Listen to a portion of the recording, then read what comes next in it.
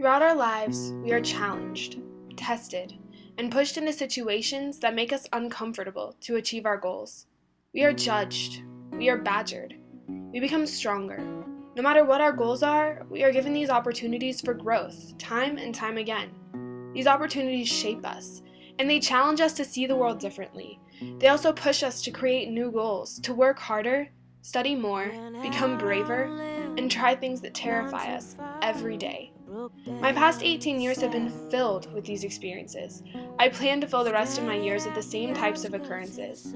I have 5 main goals for each category of my life. These are the top 5 most challenging and most exciting goals I have. My career goals are the predictable ones. I want to push myself.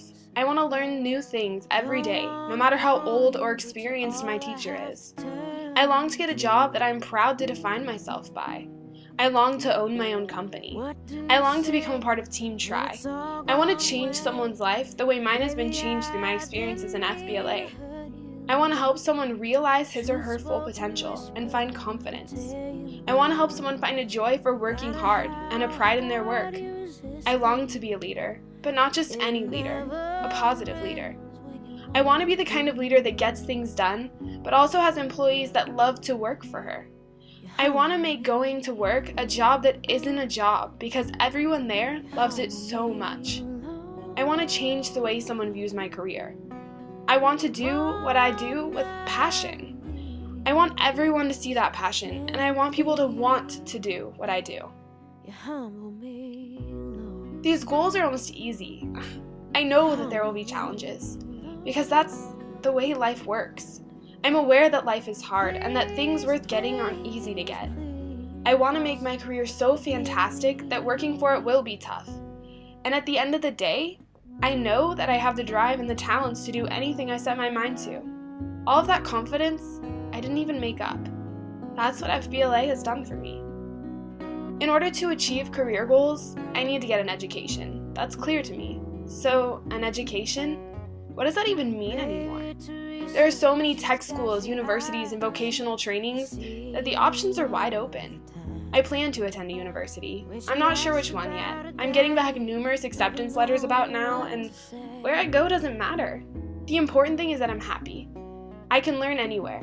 As long as they have my major, it doesn't matter what name is on my undergraduate degree. After graduating initially, I plan to get a doctorate in whatever I go into. I'm strongly considering electrical engineering due to my deep passion for math. I love the thought of going to work every day and adoring what I'm doing.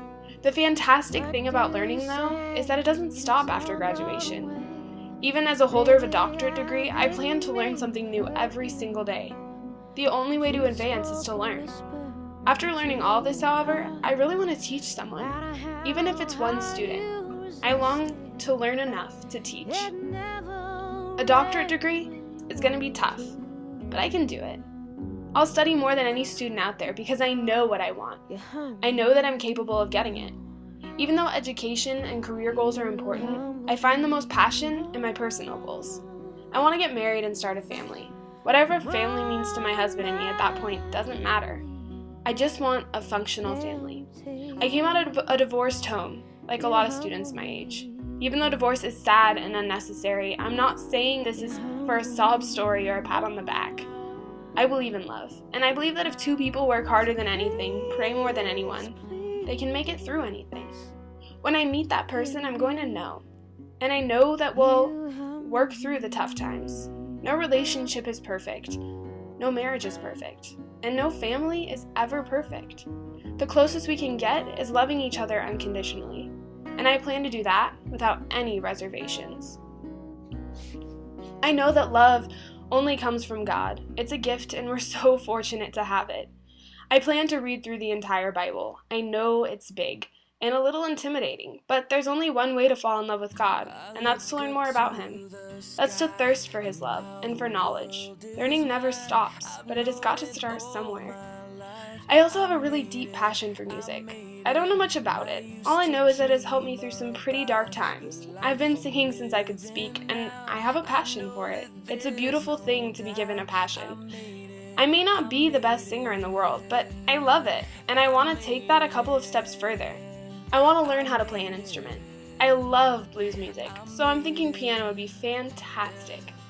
After I learn though, I want to try out for American Idol. Even if I don't make it, at least I'll know that I tried. I don't want to die with regrets and what ifs. I want to die knowing that I tried everything I wanted to try. I want to change someone's life for the better. There was this guy. His name was Chuck Sellier. He came into my life when I was about 5 or 6 years old. From the second he came into my life, I didn't have the slightest idea what he would mean to me. He became my biggest fan, my best support, and my best friend. I always wanted to be a singer, like I mentioned earlier. I would screech Celine Dion songs in the car. I loved her. My parents tried so hard to tame me and to get me to think logically about my future. I didn't want to, though. I wanted to be famous, and at 5, who's to tell me I couldn't be? Despite some honesty about the chances of becoming famous from my parents, I still wanted it.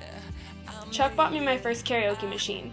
That poor man listened to me wail into a microphone for hours on end. He always told me that I could do anything, no matter how crazy.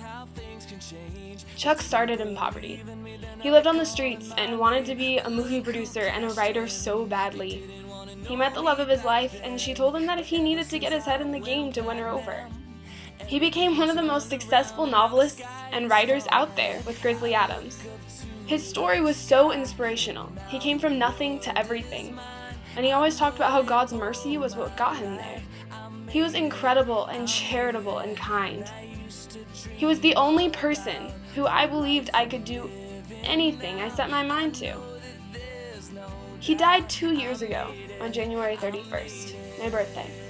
Every day I miss him so much. I look back and I realize how huge of an impact he had on my life. I realize how much confidence he instilled in me, how much love he gave me, and how much joy he shared with the world. He was the type of man that I saw God in. I wanted to be that person for someone. I want to change someone's life. That's the most important goal I have. It beats any job, any education, anything. I want to do that for someone. No matter what things I suffer through, I want that. I'll get it someday. I'll inspire someone somehow. I'll test someone's knowledge. I'll give them confidence. I'll share joy. I will change someone's life.